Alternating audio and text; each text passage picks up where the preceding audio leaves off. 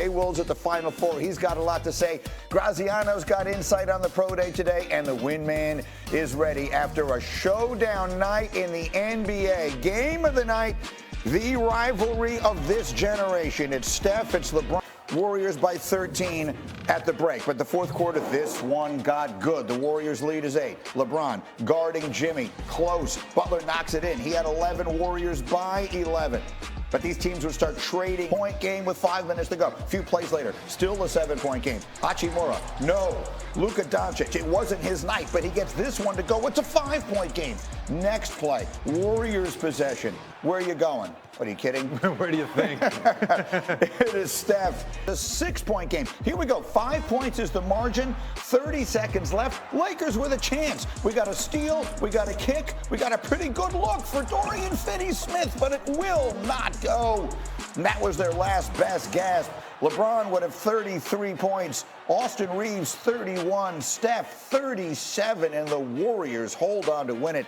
123-116, a huge night in the NBA and exactly the game we were hoping these two heavyweights would give us. Let's say it directly. This Warriors team is going to be a tough out in the playoffs. Since Jimmy Butler made his debut on February 8th, Golden State is 20-4, but that's not giving them nearly enough credit. They are 19-2 when Butler and Curry play together, and Steph has been brilliant. He's averaging 28 points a game since they got Jimmy Butler. That is up from 22 before the deal was made. Put your feet up. We got a lot of time to get to all this. I'm not taking a break for a while. Windman, this was a big night. Felt like a big night last night. Where do we begin? Yeah, a huge moment for the Warriors. They were in position where they could really go either way. As well as they've played, there's no margin for error. They're playing the 6th game of a road trip, 14 days in, Greeny. They come into the Lakers. They have been 0-3 against the Lakers this year. They've been awesome on their home floor in crypto, and they deliver an absolute brilliant performance. Steph Curry, 37 points in 34 minutes. What else could you ask for him? And then Brandon Podziemski, who we look at that record with Curry and Butler, but when Brandon Podziemski has been in the starting lineup with Moses Moody and their other big three, these guys are 12-0. Podziemski outplayed Luka Doncic in LA last night. This was a game that in the fourth quarter, both teams were desperate to win, and it was the Warriors that made the bigger plays, and that gets them in great position and buys them some margin for error going into 2 more huge games this week, starting tonight at home against Denver. JWill, what was the first thing you said to me in our call this morning about the best player on the floor last night? That it was easily Steph Curry. And this is the best rivalry that we have right now in the NBA between the Golden State Warriors and the Lakers because of the history of LeBron James and Steph. Now, LeBron James did his thing down the stretch that is going to prove to something to be a challenge of Golden State to stop with his size and his physicality. But look, them not having a rim protector, the way Steph is able to space out the floor, the way they're able to utilize him in continuity, and like Wendy said, Podziemski making shots from the outside, carrying the load in the first quarter to keep them in the game. But Steph Curry continues to prove that he is playing at an outer-world pace right now, and he's one of the reasons why people are going to choose him to end up in the Western Conference Finals.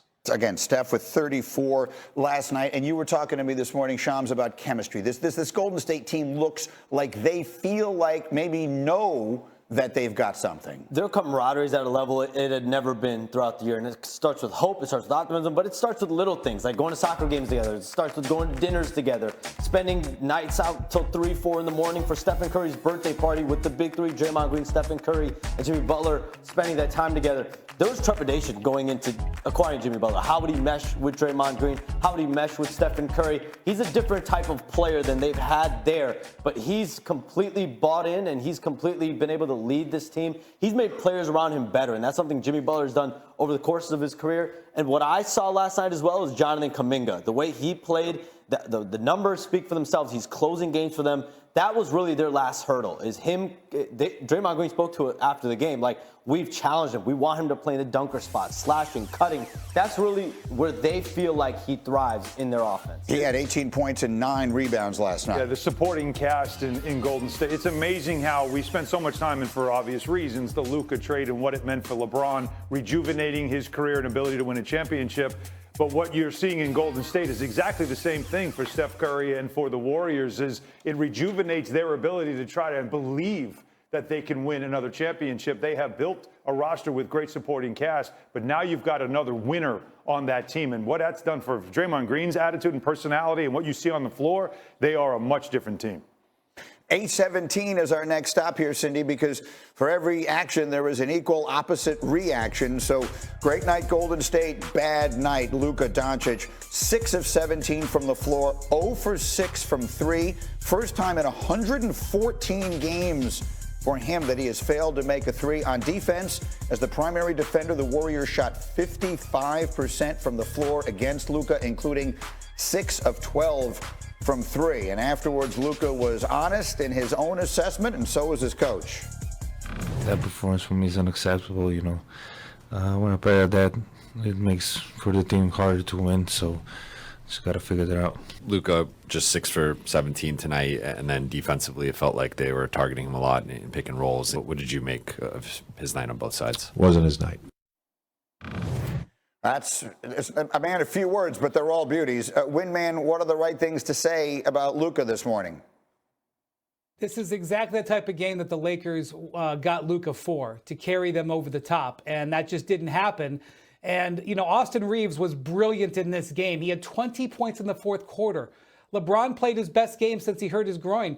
Far and away his best shooting game in weeks on end. Those guys brought it. Rui Hachimura, brilliant game. When you're going to try to beat the Warriors at this point, in my view, Greeny, the Warriors are basically the number 2 seed in the Western Conference. That's not to insult anybody when you look at their records. But if you're going to try to beat them in a series, you need Luka to be great. And down the stretch of this game, they took advantage of Luka's defense, and he was not able to make any impact on offense. He needed to make 2 plays in the fourth quarter, Greeny, and the Lakers might have been able to get over the hump.